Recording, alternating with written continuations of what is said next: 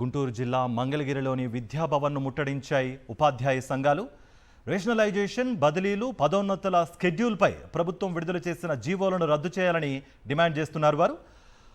పునర్వ్యవస్థీకరణ, టీచర్ల సర్దుబాటు గందరగోళంగా మారిందన్నారు యూటీఎఫ్ సభ్యులు. తమ సమస్యలపై లోకేష్, అధికారులు స్పందించడం లేదని ఆగ్రహం వ్యక్తం చేస్తున్నారు. మరింత సమాచారం మా ప్రతినిధి సురేంద్ర అందిస్తారు.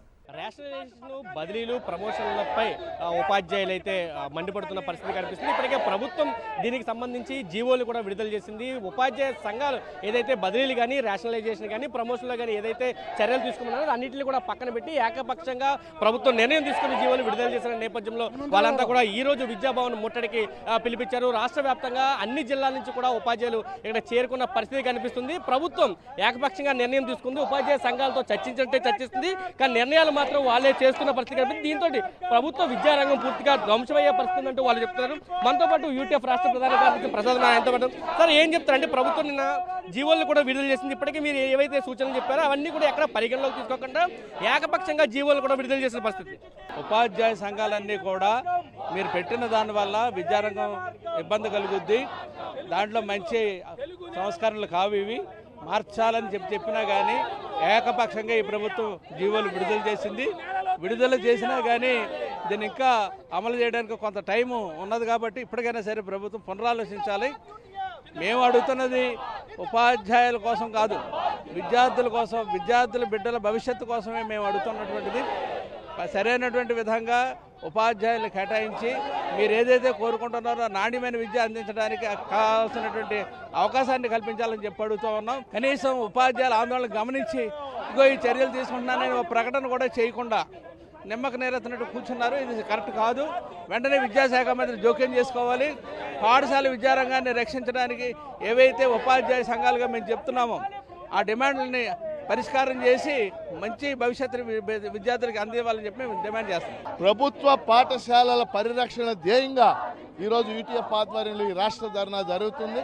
ఇప్పటికే జిల్లా అన్నిటికంటే ముఖ్యం, విద్యామంత్రి లోకేష్ సమయాన్ని ఇవ్వటం లేదు. ఆయన ఉపాధ్యాయ సంఘాలతో అలాగే ఎమ్మెల్సీలతో లేకపోతే ఇతర నాయకులతో చర్చించడం లేదు.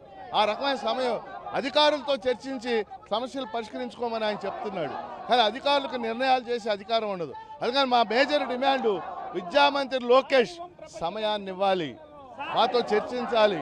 అలాగే ఈ జీవోలు రద్దు చేయాలి. జీవో నెంబర్ 19, 20, 21 9 రకాల స్కూళ్ళను రద్దు చేయాలి.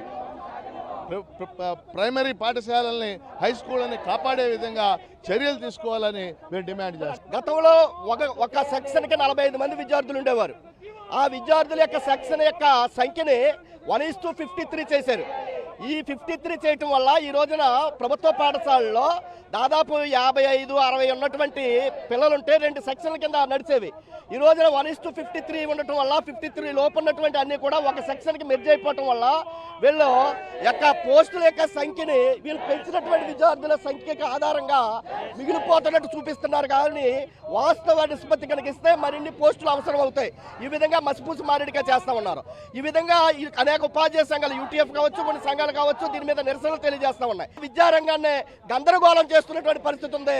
కాబట్టి ఆ 9 రకాల పాఠశాలని రద్దు చేయాలా, గతంలో ఉన్నటువంటి నిష్పత్తిని కొనసాగించాలా, విద్యాశాఖ మంత్రి కలగజేసుకుని నాయకత్వాన్ని పిలిచి ప్రజాస్వామ్యతమైనటువంటి చర్చ జరపాలని చెప్పి ఈ సందర్భంగా డిమాండ్ చేస్తా ఉన్నాం. ఇప్పటికే ప్రభుత్వం స్పందించబట్టే రాష్ట్ర వ్యాప్తంగా ఉపాధ్యాయులంతా కూడా అమరావతికి వస్తారు అని చెప్పి వాళ్ళంతా హెచ్చరికలు జారీ చేస్తున్న పరిస్థితి కనిపిస్తుంది. కెమెరా పర్సన్ వెంకటతో కలిసి సురేంద్ర, సాక్షి టీవీ, మంగళగిరి నుంచి.